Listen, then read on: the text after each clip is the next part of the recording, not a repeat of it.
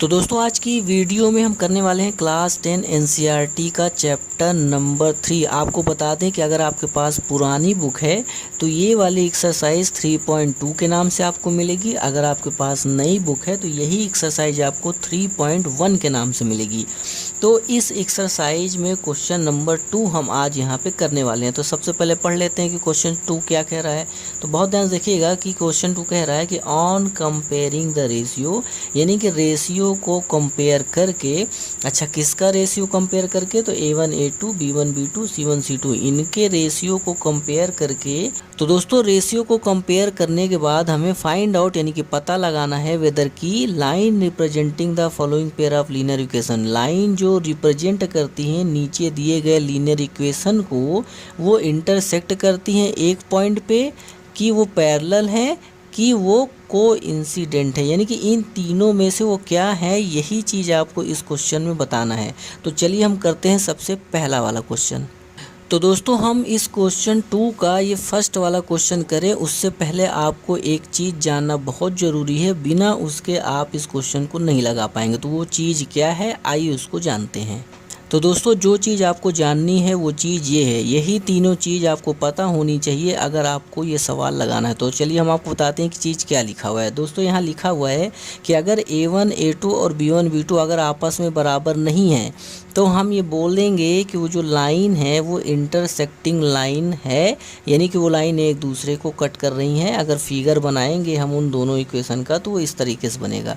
कुल मिला के आपको ये समझना है कि अगर ये दोनों रेशियो आपस में बराबर नहीं है तो हम ये बोल देंगे कि वो लाइन एक दूसरे को इंटरसेक्ट कर रही हैं एक पॉइंट पर, यानी कि वो दोनों लाइन एक दूसरे को एक पॉइंट पे काट रही हैं। अब दूसरी कंडीशन में क्या कहता है कि अगर ये तीनों रेशियो बराबर निकल जाएं तो हम बोल देंगे कि जो लाइन है वो कोइंसिडेंट लाइन है, यानी कि वो लाइन ऐसी हैं कि वो एक दूसरे के ऊपर चढ़ी हुई हैं, यानी कि यहाँ पे दो लाइन हैं और दोनों लाइन एक दूसरे के ऊपर चढ़ी हुई हैं। अच्छा, तीसरी कंडीशन क्या होगी कि अगर ये दोनों बराबर निकल जाए और ये दोनों आपस में बराबर ना हो तो हम बोल देंगे भैया कि जो लाइन है वो पैरेलल लाइन होगी, यानी वो लाइन एक दूसरे से कभी नहीं मिलेगी। तो अगर आपको ये सवाल लगाना है तो ये तीन कंडीशन आपको जानना है। अब दोस्तों इसमें ABCD आया है, वो क्या चीज़ है हम आपको सब कुछ बताएंगे। तो चलिए करते हैं। बहुत ध्यान से देखिएगा कि क्वेश्चन देखिए हमने यहाँ पे नोट कर लिया है। तो अगर यही क्वेश्चन आपके एग्ज़ाम में आए तो कैसा करना है, ये भी आपको सीखते चलना है। तो अगर एग्ज़ाम में आए तो कैसे करना है, सबसे पहले तो डालना है भैया सॉल्यूशन डालने के बाद आपको लिख देना है गिवन दैट। चलिए भैया हम लिख दिए गिवन दैट। उसके बाद ये दोनों को इक्वेशन को आपको यहाँ लिख देना है 5x - 4y + 8 = 0, क्योंकि ये दिया गया। और क्या दिया गया भैया, 7x + 6y - 9 = 0, यानी दो चीज़ दी गई थी, हमने यहाँ पे लिख लिया है। तो दोस्तों क्वेश्चन को करने के लिए हमें A1 A2 B1 B2 C1 C2 की ज़रूरत पड़ेगी। तो सबसे पहले वही हमें निकालना है यहाँ पर। तो चलिए निकालते हैं। बहुत ध्यान से देखिएगा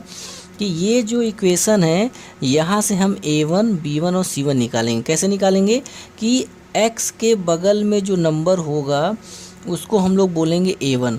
तो भैया A1 कितना है, A1 आ गया 5। अच्छा ठीक है, y के बगल में जो नंबर होगा उसको हम बोलेंगे B1, यानी कि इसको अगर हम मान लें कि ये पहला इक्वेशन है और ये हम मान लें दूसरा इक्वेशन है, तो पहले वाले इक्वेशन से जो भी चीज़ निकलेगी उसको A1 नाम दे देना, यानी 1 नाम दे देना, A1 B1 C1। जो दूसरे वाले से निकले उसको दे देना A2 B2 C2। तो भैया y के बगल में जो नंबर होगा उसको हम लोग बोलेंगे B1। अच्छा, y के बगल में नंबर कौन सा है, तो y के बगल में नंबर है -4। तो लिखेंगे भैया b = आ गया -4। तो अब दोस्तों हमने x के बगल में जो नंबर था उसको ले लिया, y के बगल में जो नंबर था उसको ले लिया। अब जो नंबर बच गया वो होता है c की वैल्यू।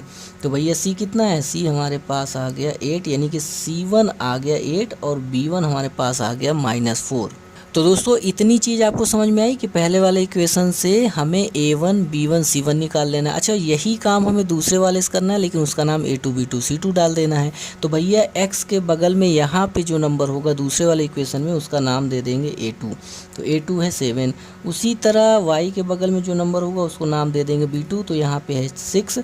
और उसी तरह जो बच गया नंबर वो हमारा होता है C, तो उसको हम लोग नाम दे देंगे C2। तो यहाँ से आ गया C2 - 9। अब दोस्तों हमें करना क्या है कि अब A1 A2 B1 B2 C1 C2 निकालना है। तो चलिए निकाल लेते हैं भैया।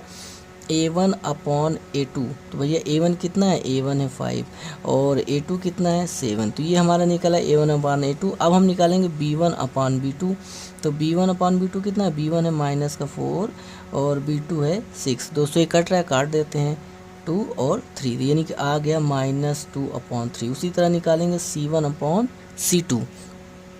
अब दोस्तों C1 कितना है, तो C1 देखिए यहाँ पर है 8 और C2 हमारा यहाँ पे देखिए -9, तो ये तो कट नहीं रहा है। तो भैया हमने निकाल लिया A1 अपॉन A2, इसका नाम हम दे देंगे इक्वेशन थर्ड। अब दोस्तों B1 और B2 का रेशियो जो निकल के आया उसका नाम हम लोग दे देंगे 4। अच्छा, जो C1 और C2 निकल के आया इसका नाम हम लोग दे देंगे 5, ताकि हम लोग अगर कहीं इसका यूज करें तो आसानी हो। अब दोस्तों आपको करना कुछ नहीं है, अब आपको बस ये देखना है कि ये जो कंडीशन हमने यहाँ पे आपको दिखाई थी इनमें से कौन सी कंडीशन यहाँ फिट हो रही। तो सबसे पहले इसको चेक करना होता है, तो चलिए चेक करते हैं भैया। सबसे पहले अगर आप सवाल लगाएंगे नोट कर लीजिएगा, यही आपको चेक करना है। यानी चलिए चेक करते हैं, तो हम ये देखेंगे कि जो A1 और A2 है और जो B1 और B2 है, क्या भैया ये आपस में बराबर हैं। तो आप देखो कि ये 5 अपान यानी कि 5/7 है और ये -2/3 है, तो ये तो कहीं से आपस में बराबर दिख नहीं रहे हैं। तो हम बोलेंगे भैया कि ये दोनों आपस में बराबर नहीं हैं। अगर ये दोनों आपस में बराबर नहीं हैं तो लाइन कैसी होगी, इंटरसेक्टिंग लाइन होगी। अच्छा, जो लाइन इंटरसेक्ट करेंगी वो कहाँ करेंगी, एट अ पॉइंट, यानी कि एक पॉइंट पे वो इंटरसेक्ट करेंगी। तो दोस्तों जैसे ही आप ये पता लगा लें कि दोनों चीज़ आपस में बराबर नहीं है तो एग्ज़ाम में आपको एक लाइन लिखनी पड़ेगी। वो लाइन आपको पहले लिखनी है या तो इसके बगल में आप लिख दो। अच्छा, ये चीज़ हमने पता लगाया कि बराबर नहीं, तो कहाँ से पता लगाया ये चीज़ आपको लिखना पड़ेगा। तो लिखना पड़ेगा from equation third and fourth, यानी कि हमने तीसरे और चौथे इक्वेशन से ये चीज़ पता लगाई कि दोनों आपस में बराबर नहीं है। अब दोस्तों इसके बाद आपको एक लाइन लिखनी है, उसके बाद तुरंत आपका ये क्वेश्चन समाप्त हो जाएगा। लेकिन दोस्तों हमारे पास यहाँ पे जगह नहीं है, लेकिन हम कोशिश करते हैं कि यहाँ पे अगर लिख पाएँ तो लिख के आपको बता देंगे कि अंतिम लाइन क्या लिखनी है। थोड़ा सा हम ट्राई करते हैं। तो दोस्तों ये लाइन हमने यहाँ पे लिख दिया है। क्या लिखा है कि these pair of linear equation, यानी कि ये जो पेयर है लीनियर इक्वेशन का, इंटरसेक्ट एट अ पॉइंट, ये एक दूसरे को एक पॉइंट इंटरसेक्ट करते हैं और यही हमारा फाइनल आंसर हो जाएगा। इसी तरह आपको एग्जाम में लिखना है।